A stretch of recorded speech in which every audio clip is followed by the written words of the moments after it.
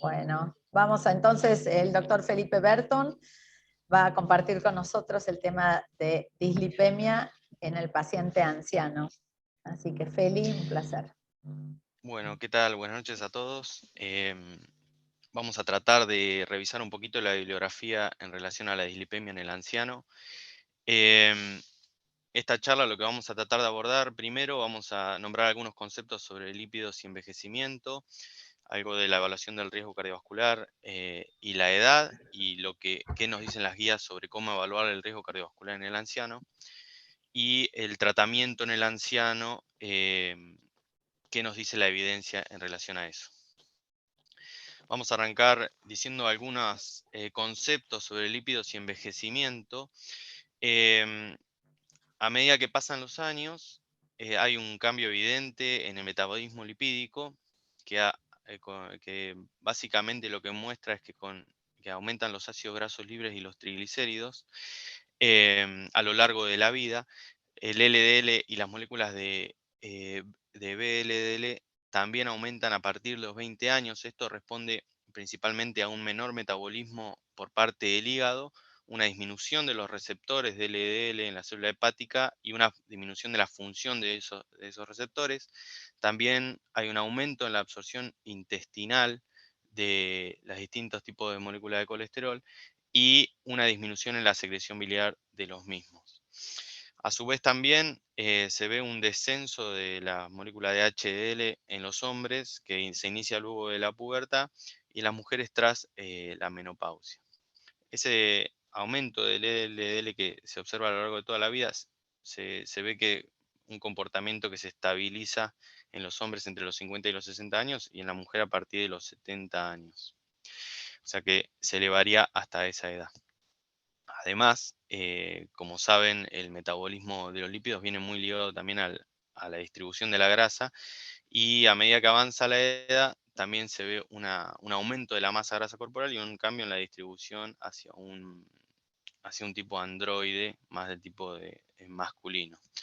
Ese aumento de la masa de grasa corporal, principalmente a nivel abdominal, suele acompañarse por la insulinoresistencia que genera hiperinsulinemia y genera todos los trastornos metabólicos y los trastornos lipídicos asociados a la insulinoresistencia, con aumento de los triglicéridos y disminución del HDL. Pero bueno, esto ya no es en todas las personas. Em, el riesgo cardiovascular asociado a la edad, como todos saben, la edad es el principal componente del riesgo cardiovascular. Siempre al evaluar un paciente, la edad siempre es la que más nos tira en la evaluación del riesgo, ya sea por ecuaciones o cuando simplemente analizamos el paciente que tenemos delante. Distintos registros han mostrado o ponen en evidencia que tanto la incidencia como, como la prevalencia de la enfermedad cardiovascular aumentan a lo largo de la vida y en las personas ancianas, que están definidas como aquellas mayores de 65 años, es donde más prevalencia e incidencia hay. Entonces, estamos hablando de la población con mayor morbimortalidad cardiovascular y sin duda que es la población a la cual más o mejor debemos saber evaluar y mejor debemos saber tratar justamente por esto. Si a eso le sumamos el aumento de la expectativa de vida, de la esperanza de vida al nacer, producto de la mejora de las condiciones de vida, entonces estamos con una cuestión, no le voy a llamar problema, pero estamos frente a una realidad que va a ir en aumento, ¿sí? El 82% de la mortalidad cardiovascular ocurre en mayores de 65 años y la incidencia del infarto en promedio en los hombres a los 65 años y en la mujer a los 72 años, así como el 70% de los ACV ocurre en mayores de 65 años. O sea, estamos hablando de la población con mayor impacto de la enfermedad cardiovascular. En este otro registro que sumó 55.000 pacientes de distintos registros que veían la asociación de distintos factores de riesgos y edad, em, se evidenció que tanto el LDL aumentado como el HDL bajo son factores de riesgo cardiovasculares independientes. em, Eso a lo largo de todas las décadas de la vida, digamos. No se encuentra un punto de corte de edad a partir del cual el colesterol pierda relevancia. Y como se ve en el gráfico, el descenso del colesterol o aquellas personas con menor colesterol en sangre tenían menor riesgo cardiovascular, ¿sí? Es un poco siguiendo la misma línea. Ahora, ¿de qué manera nosotros vamos a evaluar ese riesgo cardiovascular? Yo quería arrancar por acá la charla antes de ver la evidencia en sí de los tratamientos, porque justamente el principio del tratamiento hipolipemiante no es el colesterol en sí, sino el riesgo cardiovascular que tenga nuestro paciente, ¿no? Y en base a la evaluación del riesgo individual cardiovascular de nuestro paciente. Tercer piso. Esa es una alarma de paro. A ver. Esperen que.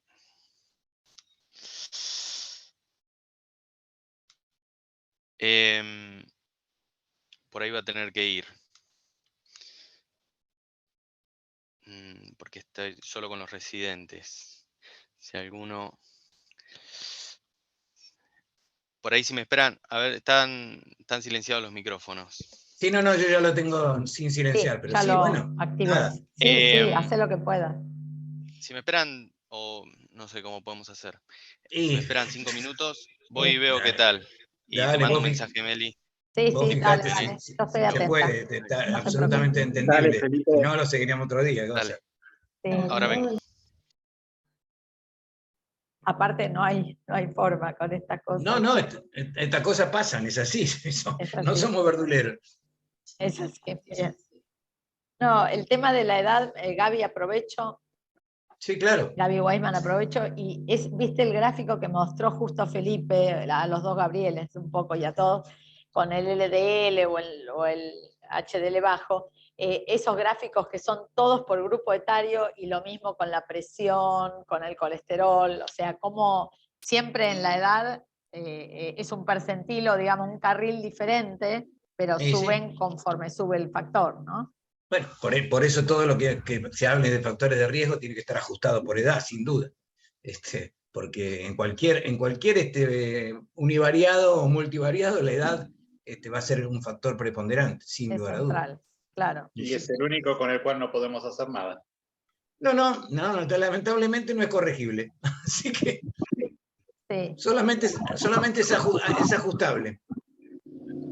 No, el tema también de la paradoja de la edad, en el sentido de que a mayor edad, mayor riesgo, independientemente de todo, y es el factor más fuerte, pero a su vez, paradojalmente, por eso decía, la persona con LDL muy alto, joven, tiene un enorme beneficio porque al bajar, mucho más que el grande, por decir, que el adulto mayor, porque paradojalmente, como tiene una exposición enorme temporal a ese mismo factor, bajarla en un joven es mucho más redituable, entre comillas, ¿no?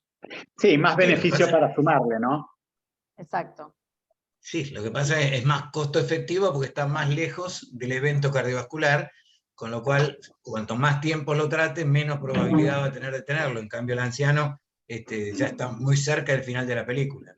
Exactamente. Así O sea que si llegaste tarde en un anciano es bastante peor que si llegaste tarde en un joven. Ya. Hola Belu, estamos hablando, discutiendo, porque paró Feli la charla porque parece que hubo una emergencia en el tercer piso y está en la guardia del ICBA. Ah, hola, ¿qué tal? ¿Cómo andan? Bueno, Acá estoy ¿Cómo con mi mamá y con la bebé, viendo la bueno, clase de A3. claro, sí, me Ahí imagino, está. qué divina, qué divina. A ver eso. Ahí está la bebé Ay, durmiendo. mi amor, por favor. Ay, qué mal que se ve. Sí, pero se vio, ahí se vio. No, sí, se vio bien, se vio bien. Así que bueno, muchas felicidades, Belu. Así Gracias. que estamos esperando a Estoy ver si Feli recibiendo- vuelve o Feli no vuelve. Vos Sí, cómo Ay, esperás esa. o se paró todo. Sonó Estoy la recibiendo alarma muchos de pacientes paro en tuyos, el Belu. ICBA. Sí, le sonó una alarma Sí, que le dice sonó la alarma, tercer piso. Sí, Es según la él, alarma de paro. No me dio claro, ninguna según él es la nostalgia. alarma de paro. No, era terrible. Yo me acuerdo cuando había que salir corriendo. Por ¿Quieren eso, que lo si Ah, llame? igual Suena igual que cuando dan los avisos en el Jumbo, En el creo, o en un aeropuerto. supermercado. Ay, Me- Dios. Cuando estaba en la residencia iba al supermercado, era un estrés cada vez que decían tipo alguien a caja 5 y yo tipo, ¡ay, paro! Claro. Sabés que a mí me pasó, obviamente yo soy más viejo que ustedes y lo hice mucho antes. Nosotros teníamos el radiollamado, porque al principio no Sí. teníamos. Nosotros también en el italiano. Nosotros también, quédate tranquilo, había una Y central cuando analógica que sonaba era el con cables. radiollamado era o paciente en guardia o algún problema en algún lado. Entonces, por mucho tiempo, pasaron años exactamente lo que a vos te pasa en el Jumbo. Cada vez que escuchaba ese ruidito me ponía loco en la calle. Claro, Sí. sí. Es tipo Sí, un pavloviano. estrés tremendo. Pavloviano. Un celular, el celular de paro, que era el 23911 el número, Ah, y sí. tenía una melodía que era tirirín, tirirín, tirirín, tin, tin, tirirín, Ay. tirirín, tin. Era un Nokia. Y yo me acuerdo Claro. que un Bueno, guardia, son- un día, Los nuestros viejos eran Motorola, que eran unos aparatos gigantescos que se te caían de los ambos. Los Sí. No, bueno, calibres. yo ya debuté con Nokia en segundo año de la residencia. Bueno, vos sos más joven, llame, nosotros todavía Pero no estaba la Guille, valija, todavía no ¿dónde estaba la estaba el valija de guardia? Movicon. Esta guardia todo un día. Muy cómodo. Habíamos tenido varios paros, esta guardia con el telefonito ¿Qué? ese. Me fui por guardia a casa y me dormí en el subte. El tipo al lado mío, el que tenía el mismo teléfono, la misma melodía, le empezó a sonar el teléfono. Yo me desperté aterrado de que me había llevado el celular de paro y alguien se estaba muriendo en el hospital y me sincopé. Me desmayé en el subte. cagando. ay Dios, por favor. Por eso. Mirá cómo pasamos, ¿eh? Como terrible. Salgo 5 Dale, minutos de y lo acuerdo. llamo, Dale. veo Josefina, cómo sí. está y vuelvo a entrar y les digo. Dale. Dale, Dale. gracias. Chau, chau. Bueno, Bueno. y para sumar, yo la primera vez que hice un PowerPoint fue en el último año de la residencia, poco determinada, porque hacíamos los Ateneos con Filmina, y en el último año de residencia usé por primera vez el PowerPoint, toda una novedad. Yo durante años usé Harvard Graphics. Mira, ahí volvió Felipe. Oh, ¿Cómo está todo, Buenas. Feliz? Ahí José me está llamando. Sí, para ver Sí, cómo quería está sí, saber todo. era si para ver si volvías o volvía. no. Está bien. Sí, no, está ahí, no está en paro. Pero bueno, está siendo compensado. Está bien. Ay, por Dios. Ay Dios, qué feo. ¿Cómo Bueno, me hace acordar? ¿Cómo me Tranquilo, acuerdo? tranquilo y volvé cuando quieras, dale. Sí. A ver, estoy compartiendo, ¿no? Sí. No, todavía no. Ah, Sí, ahora, Ahí sí, ahora, ahí Felipe. sí, ahora sí, dale. Perfecto. Bueno, muy bien. Entonces estábamos diciendo que el punto de partida para todo tratamiento hipolipemiante surge de la evaluación del riesgo cardiovascular de nuestro paciente. Y hasta las guías de 2019 de dislipemia, esto para poner ejemplo de la guía europea, que estaba la evaluación del riesgo cardiovascular en pacientes de prevención primaria, estaba pensada para pacientes hasta 75 años, y si ven en la grilla que está diseñada para países de bajo riesgo, que incluyen España, Italia o países que por ahí representan más a nuestras ascendencias de los barcos, a partir de los 65 años la mayor parte de las personas entran en la categoría de alto o muy alto riesgo. Lo interesante es que en las guías del año pasado incorporaron el Score 2 para personas mayores de 70 años, en lo cual advirtieron esto de que ahí, jefe, José me sigue llamando, pero no importa. Elevaron los puntos de corte para el riesgo cardiovascular de los mayores de 70 años con 7.5 y 15% para diferenciar a los bajo moderado, alto y muy alto riesgo, y en base a eso tomar conductas. Y recomendando el inicio del tratamiento hipolipemiante con un objetivo LDL menor de 100 para aquellos de muy alto riesgo con mayor de 15%, y evaluarlo para los de alto riesgo de 7.5 a 15. Hasta ahí me pareció algo muy lógico, ¿no? Pensar, estratificar un poco más a los pacientes en prevención, pero cuando vemos las nuevas grillas pensadas para países, en la izquierda tenemos los países de bajo riesgo y a la derecha los de alto riesgo de Europa, vemos que a partir de los 70 años prácticamente son todos de muy alto riesgo. Entonces siento que mucho no cambiaron la forma de evaluar al paciente, ¿no? En relación a las guías americanas, un poco ellos, si bien no establecen este punto de corte para los pacientes en base a sus grillas de riesgo cardiovascular, sí hacen la salvedad y sugieren con una fuerza de recomendación 2B que a los mayores de 75 años y un LL mayor de 70 sugieren el inicio de estatinas de moderada intensidad, tomándolos a todos ellos como de alto riesgo, de muy alto riesgo. Sugieren discontinuarlo en caso de fragilidad, y en aquellos de 75-80 años se puede considerar el uso de imágenes como la tomografía y el score de calcio para la reclasificación. Esto un poquito para ver las guías de cómo y a quiénes tratar en relación a la edad, ¿no?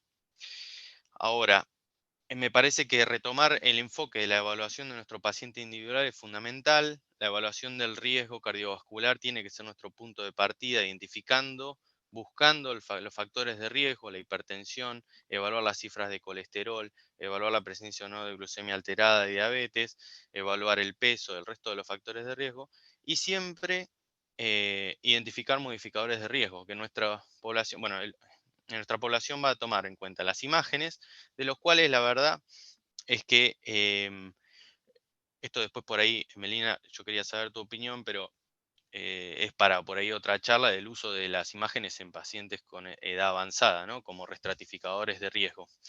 Pero bueno, siempre tomar en cuenta la historia familiar, que con el paso de los años va perdiendo cierto peso, ¿no? de la historia de enfermedad cardiovascular precoz.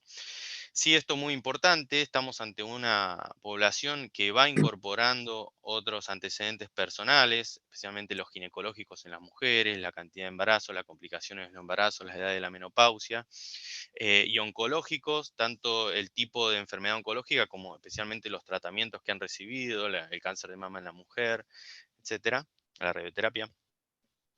El índice de masa corporal, que muchas veces no está incorporado en las evoluciones de riesgo cardiovascular habituales, y las comorbilidades, muy importantes, especialmente la enfermedad renal crónica, la diabetes, el EPOC, las enfermedades inflamatorias, el HIV, que van a alterar mucho el riesgo cardiovascular y las opciones terapéuticas.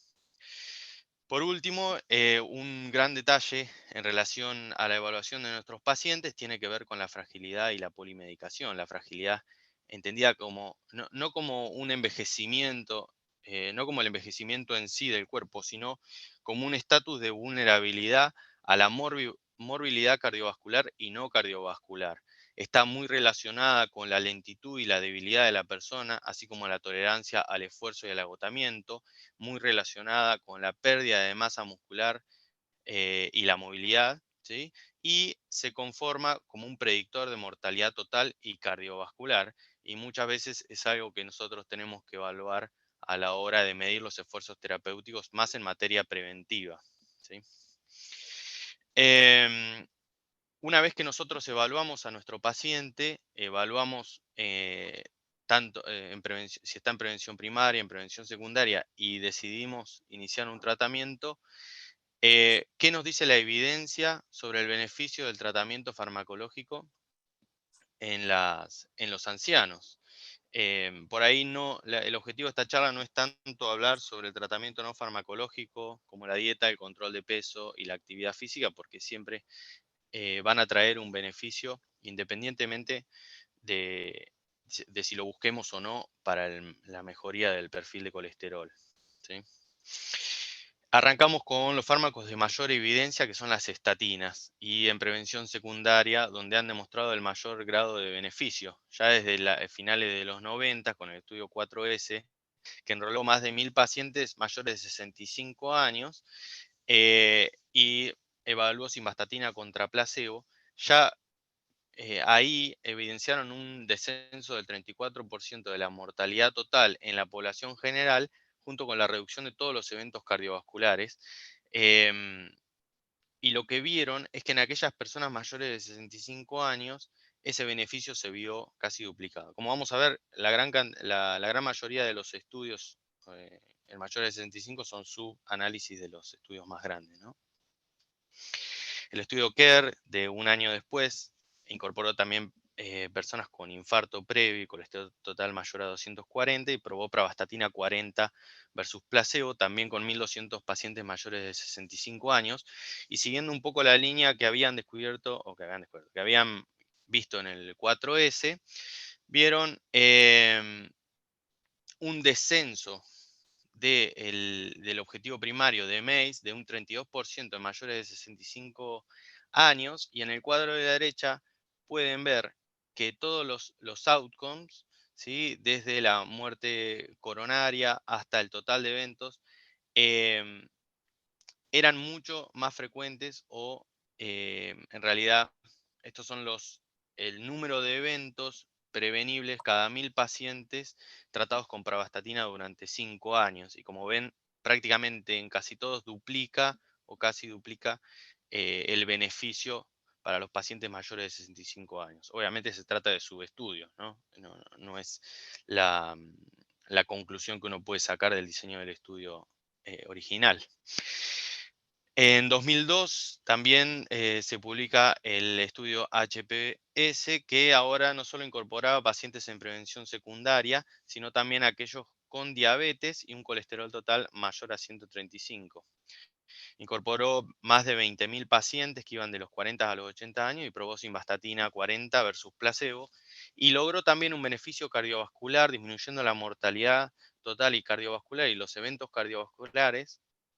Y como ven en el gráfico, esto fue homogéneo para tanto menores de 65 años como para mayores de 70 años. Siempre que nosotros hablamos de una disminución del riesgo relativo, tenemos que pensar también en que estamos hablando de una población en general que tiene más eventos, entonces siempre la reducción del riesgo absoluto va a ser mayor. Por otro lado, el estudio Prosper, también publicado el mismo año, incorporó también pacientes tanto en prevención secundaria, el 44% estaban en prevención secundaria, y más del 50% en prevención primaria con factores de riesgo. Lo interesante de este estudio es que incorporó 5.800 pacientes mayores de 70 años y probó pravastatina 40 versus placebo.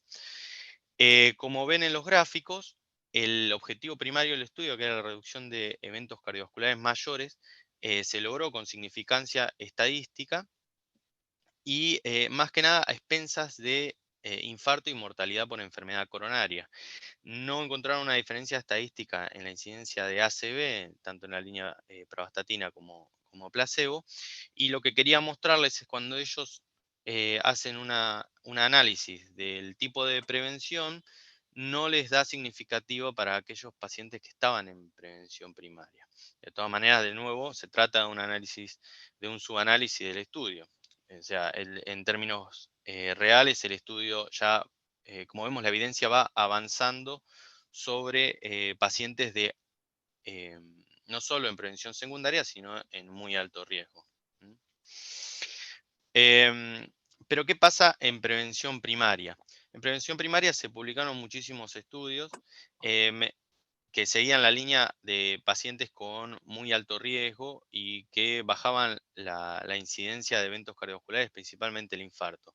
Que seleccioné dos que me parecieron los más importantes. ¿Por qué? Porque por ahí eligieron pacientes de un riesgo intermedio. El Júpiter, publicado en 2010, que buscaba justamente pacientes con un LDL no elevado de forma grosera, menor a 130, pero sí con parámetros inflamatorios, una PCR mayor a 2, excluía a los diabéticos, por ejemplo, y los randomizaba a rosuvastatina 20 versus placebo. El outcome primario MACE con más angina inestable o revascularización. Y en este subanálisis que evaluó las diferencias de los resultados en relación a la edad de los pacientes, vieron que primero los mayores de 70 años tenían más del 50% de los eventos. En esta población vieron una reducción casi del 40% del outcome primario, sin lograr la reducción en la mortalidad total como objetivo secundario. Pero como muestran los gráficos y lo que estábamos hablando, la incidencia de eventos es mayor en los pacientes más añosos y por lo tanto se observa siempre una reducción de los eventos concordante con esto, ¿no? En este caso, bueno, las dos líneas superiores son las de pacientes de mayores de 70.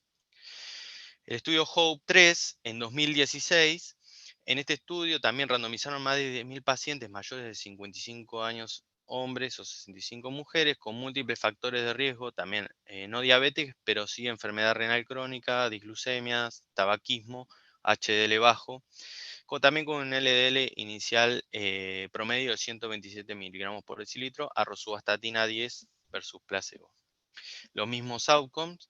Y si bien no encontré un subanálisis específico de la población añosa, sí encontré un estudio que evaluaba los resultados del HOPE junto con el Júpiter, y lo llamativo del HOPE es que les dio más significativo para los pacientes más añosos, especialmente los de 65 y 70 años, con una reducción del 45% del outcome primario, y que luego bueno, lo evaluaban junto a los resultados del Júpiter y veían esto, ¿no? De que en la población mayor de 65 años los resultados eran más significativos. Cuando vemos los metaanálisis que incorporaban los estudios en prevención primaria, estos son dos metaanálisis, uno de 2013 y otro de 2015, que incorporaron 8 estudios cada uno, 25.000 pacientes. Ambos estudios lo que mostraron fue una reducción significativa de los infartos de alrededor del 25%, discrepancia en la reducción de ACV, ¿sí? Mientras que el estudio de la izquierda mostró una reducción significativa de los ACV, el de la derecha no logró la significancia estadística, y lo mismo con la mortalidad total y cardiovascular. En este caso los dos mostraron mostraron una reducción no significativa de la mortalidad total y cardiovascular en pacientes añosos en prevención primaria, ¿sí? Pero en general los estudios en prevención primaria que tienen outcomes combinados muestran una reducción y un beneficio del uso de estatinas a largo plazo en pacientes añosos, más que nada a expensas del infarto. Es un poco el mensaje en prevención primaria. ¿Qué pasa con la seguridad?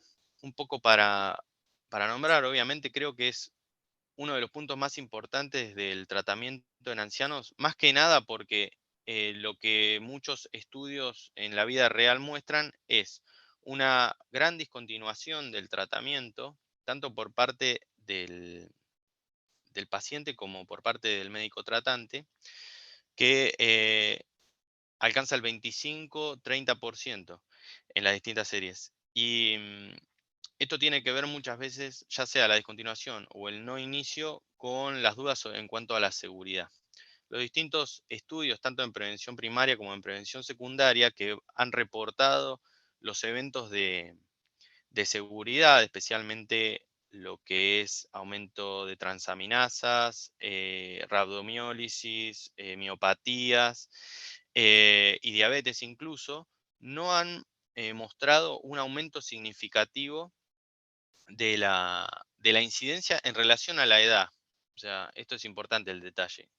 O sea, en general, el uso de estatinas suele asociarse a un aumento de las enzimas hepáticas en un porcentaje menor de los pacientes. Las miopatías son raras, en los estudios alcanzan el 1 o 2%.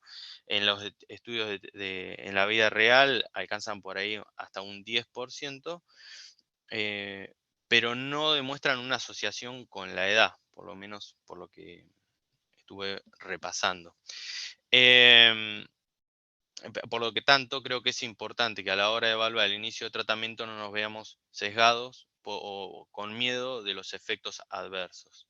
Tampoco en las guías se recomienda una evaluación luego del inicio de las estatinas específica para los pacientes añosos, pero sí hay una recomendación del inicio con dosis moderada del fármaco para evaluar la tolerancia, especialmente por el tema de los dolores musculares. Sí, la incidencia de diabetes, si bien en los ensayos no se vio una asociación significativa, asociado a la edad, algunos estudios observacionales de la vida real sí mostraron un aumento en la incidencia de diglucemias y diabetes hasta en un 9-10%, pero que siempre va a partir de digamos, el inicio del tratamiento con estatina siempre va a partir de la evaluación del riesgo cardiovascular de nuestro paciente y en general siempre excede el beneficio al riesgo del mismo. En relación a las miopatías, este registro, el registro PRIMO, publicado en 2006, que incorporó 7.920 pacientes en tratamiento con altas dosis de estatinas, es un registro observacional que lo que vio, como habíamos comentado, un 10% de incidencia de mialgias, especialmente durante el primer mes de tratamiento, y el 30% de los que incorporó eran mayores de 65 años. Y lo que observó es que cuando hizo un análisis y multivariado sobre factores de riesgo para la incidencia de mialgias, no fue significativa la edad, como si todas esas variables que están ahí perfectamente expuestas. Eso en relación a las estatinas. Pero veamos un poquito el ezetimibe, que es nuestra segunda arma terapéutica en el tratamiento de la dislipemia. El estudio Vitel, publicado en 2010, fue un ensayo que comparó el uso de ezetimibe junto con simvastatina versus atorvastatina, la titulación de atorvastatina, tanto en dosis medias como dosis altas, evaluando la eficacia.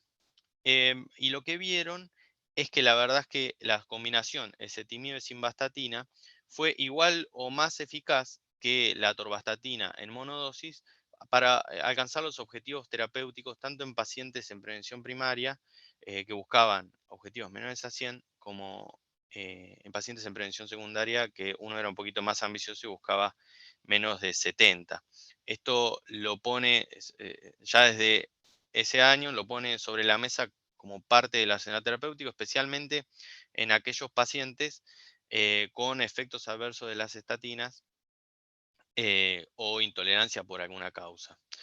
El IMPROVE-IT, publicado en 2015, que todos conocen, es el estudio que le demostró una superioridad versus simvastatina sola a la hora de reducir el riesgo cardiovascular con metas muy ambiciosas de LDL. Como saben, incorporó 5.100 pacientes entre 65 y 75 años y 2.700 eran mayores de 75 años. O sea que la población mayor de 65 años era superior al 40% del estudio. Y lo que se vio en este subestudio que evaluó las diferencias en relación a la edad es que los beneficios de la combinación simvastatina y ezetimibe fueron más marcados en pacientes más añosos. Como ven en los gráficos, los pacientes, las líneas punteadas, en realidad con líneas entrecortadas, son los pacientes mayores de 75 años y las punteadas mayores de 65. Y claramente se ve una franca diferencia que luego logró la significancia estadística, como ven en el gráfico de abajo, en aquellos mayores de 75 años, lo cual nos mostraría que el ezetimibe es eficaz y nos plantearía un beneficio cardiovascular al agregarlo sobre la terapia con estatina. Siempre estamos hablando de pacientes en prevención secundaria. Eso es importante verlo y esto, como siempre, es un subanálisis, ¿sí?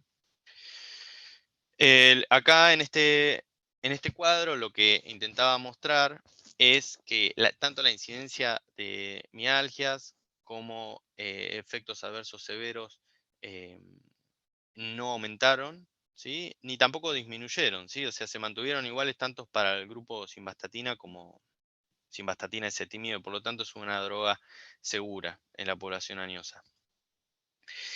¿Y qué evidencia tenemos con los inhibidores de la PCSK9? Bueno, si bien no hay estudios específicos en pacientes añosos, sí podemos evaluar los estudios pivotales, tanto de Volocumab como el Odyssey, en donde en este subanálisis vemos que la eficacia en la reducción del colesterol en las distintas cuartiles de edad en el estudio Fournier fue similar, con una gran reducción del colesterol, y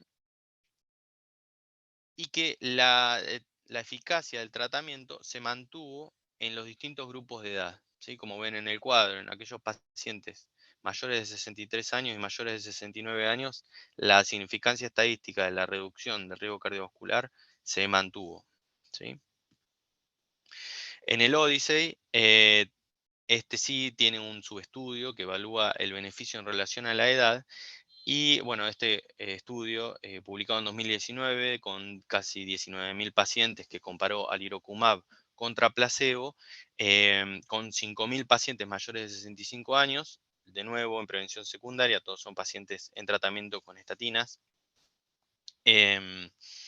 Lo que encontraron en este subanálisis es que en aquellas pacientes mayores de 65 años, que en este caso en los gráficos son las líneas continuas, la reducción del riesgo cardiovascular fue mayor que en aquellos menores de 65 años, ¿sí? Con una reducción del evento primario, del outcome primario de MACE, de casi del 22% contra el 11% de menores de 65 años, y de mortalidad total, que incluso en los pacientes menores de 65 años no alcanza la significancia estadística, pero alcanza un 23% estadísticamente significativo en mayores de 65. De nuevo, se trata de un subestudio, pero son todos análisis que nos sugieren que el tratamiento agresivo del colesterol en personas añosas, especialmente en aquellos en prevención secundaria, trae un beneficio cardiovascular asociado franco, ¿sí? Y acá en este gráfico podemos ver cómo el beneficio del alirocumab versus el placebo aumentaba en la medida que aumenta la edad de los pacientes, y con un NNT que iba disminuyendo a medida que aumentaba la edad, 43 a los 45 años y 12 a los 85 años, ¿sí? Lo que aparte les quería comentar era que se vio, sí, un aumento en la incidencia de efectos adversos asociados a la edad, pero específicamente se trataba de irritaciones en el sitio de punción sin efectos adversos serios, ¿sí?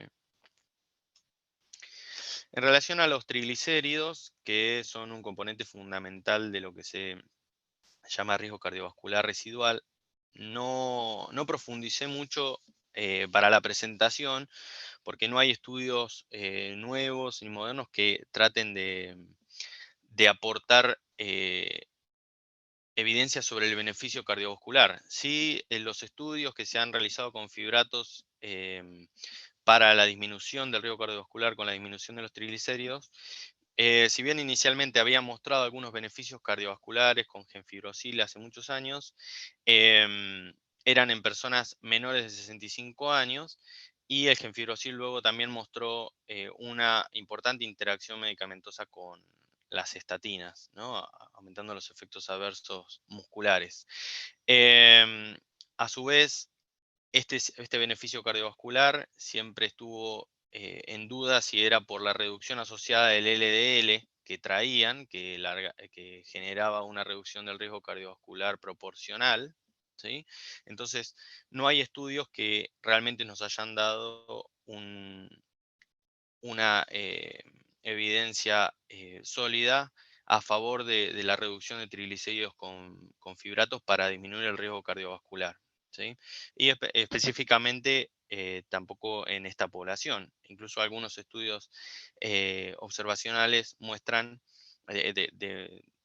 poblacionales, digamos, muestran un aumento en la incidencia de enfermedad renal aguda en los pacientes añosos que iniciaron fibratos, ¿sí?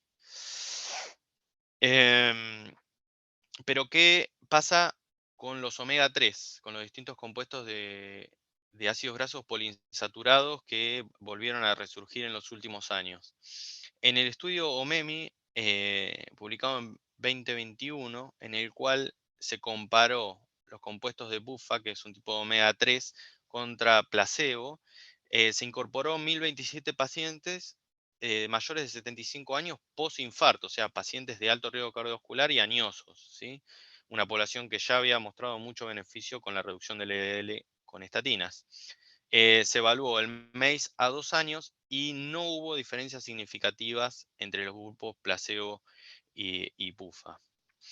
El estudio REDUCE-IT, que los puso sobre la mesa en 2019, que incorporó 8.100 pacientes, 70% en prevención secundaria y lo siguió por 5 años. Esta era una población también con casi el 50% de adultos mayores de 65 años y con un LDL bastante controlado, menor a 100, que inicialmente mostró una reducción del outcome primario y de la mortalidad a 5 años, pero que cuando vemos el estudio del beneficio de acuerdo a la edad de los pacientes, incluso vemos que en los pacientes mayores de 65 años esa diferencia, ese beneficio no alcanza la significancia estadística por un pelito, y estamos hablando de un subanálisis, pero un poco es qué nos dicen los grandes estudios sobre la población añosa, ¿sí? Posteriormente, como saben, se publicó el STRENG en 2020, que esta vez incorporó 13.000 pacientes a omega 3 también versus placebo, y como saben, fue detenido prematuramente por la falta de beneficio y a un aumento de los síntomas gastrointestinales, ¿sí? Pero cuando vemos lo mismo que recién, vemos el beneficio en relación a la edad, vemos que ningún grupo etario demostró beneficio con el uso de ácidos grasos poliinsaturados, ¿sí? Entonces, como tratamiento en el anciano, que estamos tratando de reducir el riesgo cardiovascular a través del control de las distintas moléculas de colesterol, como conclusiones podemos decir que el LDL es la molécula objetivo en el tratamiento para reducir este riesgo cardiovascular, que las estatinas se configuran como la primera herramienta terapéutica, ¿sí? Con una aprobada seguridad y eficacia, especialmente en pacientes en prevención secundaria o de riesgo cardiovascular aumentado. Ahí se me cortó. Ahí incorporamos pacientes diabéticos con enfermedad renal crónica o múltiples factores de riesgo, ¿sí? Lo que sí, los grandes problemas, o que uno suele observar, es la inercia terapéutica, tanto del profesional como los abandonos por parte del paciente.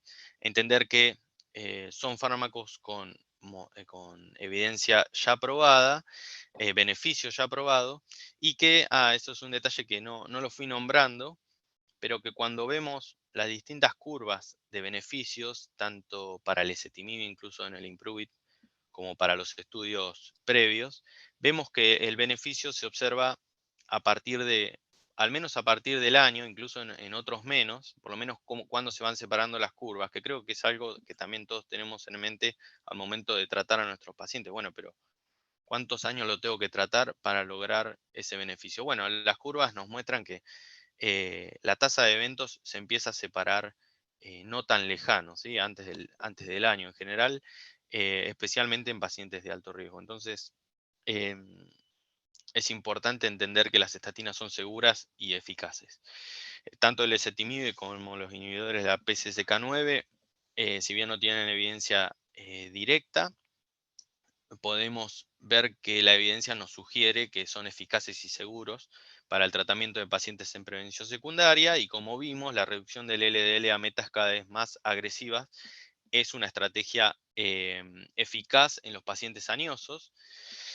Y los fibratos y el omega 3 todavía creo que no tienen una evidencia contundente para meterlos obligadamente en el arsenal terapéutico.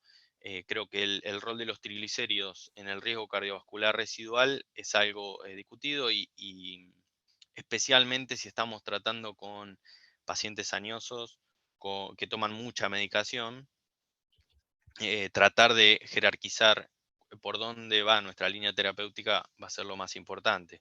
Sí, obviamente tienen su lugar, especialmente los fibratos, en cifras de triglicéridos mayores a 500, donde el riesgo de pancreatitis aparece como una necesidad, ¿no? Como conclusiones, en los pacientes mayores de 65 años, constituyen la población de mayor morbimortalidad cardiovascular. Si lo combinamos con el aumento de la esperanza de vida, es un desafío para el abordaje preventivo en esta población, donde vamos a tener que poner cada vez más esfuerzo y atención, y donde la evidencia se va a tener que poner más a nuestro alcance, ¿no?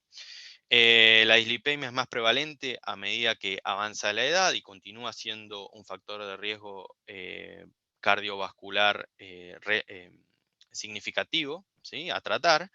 Y el riesgo cardiovascular individualizado debe ser nuestro punto de partida para decidir el inicio y el sostén del tratamiento hipolipemiante, enfocándonos especialmente en aquellos en prevención secundaria y con múltiples factores de riesgo.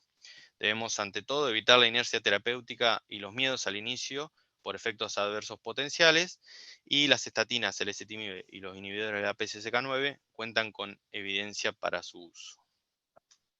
Muchas gracias. Buenísimo, Feli. Excelente, Buenísimo. muy bueno. Excelente. Excelente, clarísimo. Muchísimas gracias. Por ahí Muy bueno. unos comentarios, pero para sumarme a Feli, excelente, Feli, bárbaro, sobre todo en el análisis de la población, que es tan difícil de... Bueno, cuando uno tiene un paciente adulto mayor, realmente qué hacer y cuán agresivo ser. Yo me anoté unas cositas, el tema del riesgo asociado a la edad, como obviamente, como la edad es clara en el riesgo, todo lo que reduzca el riesgo es más pronunciado en personas de más riesgo. Entonces, por ejemplo, en el diabético hay más riesgo, entonces el Improvit con ezetimibe y mayor reducción de riesgo, mayor reducción del LDL, en los diabéticos fue más sustancial. Y lo mismo en los adultos mayores. Como tienen más riesgo, a mayor riesgo, la reducción de riesgo absoluta es más impactante y bueno, bingo. Que uno tiene ese temor por esto de la fragilidad. El segundo punto que me anoté era el tema de las estatinas en el adulto mayor. Yo realmente creo que el principal obstáculo es el tema del dolor muscular y me va a hacer mal a los músculos y el médico me dijo y el traumatólogo y mi amigo y todo eso. El factor que realmente pega con las estatinas, lo que realmente ocurre es la glucemia. O sea, la hiperglucemia es el elemento que uno realmente tiene que conceder. Le teme. Claro. Esto, bueno, lo tengo que tener en cuenta, nada. O sea, no va a pasar de un paciente normal a un diabético por la estatina y eventualmente se sopesa o se supera, digamos, los beneficios superan el riesgo de la hiperglucemia. Pero es lo que realmente hay. El accidente cerebrovascular hemorrágico nunca vi uno, o sea, es todo muy infrecuente. Y el tema diario es lo del dolor muscular que uno tiene que vencer y no atribuir todo a la estatina, lo que ya sabemos, ¿no? El estudio PRIMO, que es el estudio observacional que nombró Feli, mostró cómo hay mucha queja muscular, pero después hay estudios que mostraron en ensayos más chicos, randomizados, controlados, de estatinas versus placebo, donde nadie sabía qué tomaba, y la verdad es que la asociación real de la estatina con el dolor muscular o con algún problema es mala, es pobre, digamos, o es mínimamente. Después me anoté el tema de fibratos. Bueno, los fibratos siempre nos dejan con sabor amargo. Ahora terminó el estudio Prominent con pemafibrato, que lo discutimos en una actividad con Gabriel Micali. El pemafibrato subió el LDL, entonces al grupo pemafibrato le fue mal, porque el LDL es clave, así que entonces va a venir el Prominent, y finalmente el Prominent no dio, ¿no? Así que un poco eso fue lo que hay. Me perdí estoy mal en la pantalla. Sí, de todos modos, digamos, de los fibratos, el único que aparece es el fenofibrato en las guías, y después aparece el Vacepa por un estudio solo, bueno, ¿no? el Vacepa, que es el EPA purificado, el que estudió Reducit, es el único, o sea, Vacepa en dosis de 4 gramos día, chequeado versus un aceite mineral, es lo único que tenemos fuerte, salvo un estudio japonés viejo, previo, pero nada más que no se replicó. El único estudio que dio. Todas las mezclas con DHA y el Y no Stretch. dieron nada. No me puedes decir. Mi esposo viene y me apaga la luz. No estoy. Bueno, está Me cara. apaga la luz. Está cara, es así. No, está bien. Y así que el concepto sería, porque a la gente, Pero así como la hay gente que- odia, perdón, ¿qué? hay que tolerar 4 gramos por día. Bueno, igual la gente odia las estatinas y toma cualquier omega que agarra de cualquier estante de la farmacia de Estados En Unidos. dosis homeopáticas, sí. De cualquier mezcla, en cualquier dosis, y eso sí.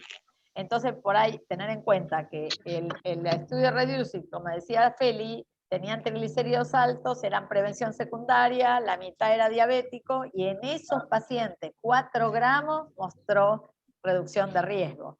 Los demás estudios, la verdad es que son todo un flu. Y creo que no me anoté nada más. Me pareció excelente, Feli, la revisión. Impecable. Feli, sí, yo la verdad. quería hacerte una pregunta a todos. Respecto al tema de la fragilidad, porque en nuestra población en Lesica no es poco frecuente ver pacientes que llegan incluso a los 90 años. ¿Qué punto se usan los mismos puntajes que, por ejemplo, para TAVI?